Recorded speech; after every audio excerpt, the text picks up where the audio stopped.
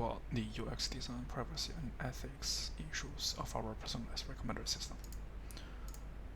First of all, let's have a look at how we address the task analysis. Basically, this solution aims to identify the products to be recommended to our users when they log in. And the current task flow is presented as below. First of all, we have a trigger, that is user login. After the user logs in, we check the historical viewed products of the user. And based on the historical interactions with our platform, we recommend products that are similar to the historical viewed products, so as to represent personalization. And the final objective is to achieve user-level personalization. Along the process or the flow of the task, the third block, which is recommend similar products, has some limitations because currently we only utilize content-based approach to address the similarity. But in practice, we can adopt more advanced approaches like collaborative filtering or a hybrid modeling. When it comes to UX design, there are a couple of aspects to address. The first one is how we collect the user input. For this product, it's pretty simple. Basically, all the data, like product views and searches, are collected during the interaction between the user and our platform. When it comes to transparency, it is necessary for us to well communicate with plain language regarding how the model works. We can put a simple explanation like recommendations are driven by the historical interactions, something like this, to let the user know how it works. It's also important to address uncertainty in general, but not for this one, because probability is not going to add too much value to our users. Feedback is very important. We have two approaches to collect feedback. The first one is implicit feedback. This is done in the background automatically every time when the user interacts with our banner or the stripe of recommender system. We collect the data.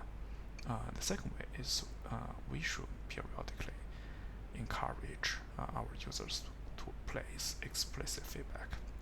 This can be done through either a user survey or a pop-up feedback collection request. And as a return, we can give users some credits or coupons to be consumed on our platform. The next important step is privacy. Apparently, this application touches one of the PIs, that is customer's identity ID, because we are doing member-based recommendations for each member. There are a couple of methods we should adopt to protect the privacy. They are pretty much well defined in FIPS.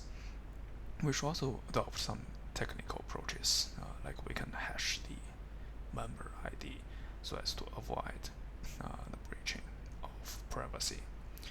We should also communicate the privacy with the users, like we should grant the users rights to manage their identifiable information. Depending on where our market is, or where our company is based, we might have to follow GDPR or CCPA. But anyways, we have to protect our data, minimize the collection, and grant users with a wide range of rights. Lastly, we have to be very careful regarding the ethics, which is not uncommon. Not uncommon for recommender systems. Unfairness could happen, definitely. One of the examples is that if our model is built using demographic specific features, our recommender system could recommend a specific group of users with a specific range of products. Because our training data contains the representation bias as well as historical bias, so those group of people might feel offended when they see the recommendations. the solution is composed of more than just one step. First of all, before we launch our model, we should do ethical checklist.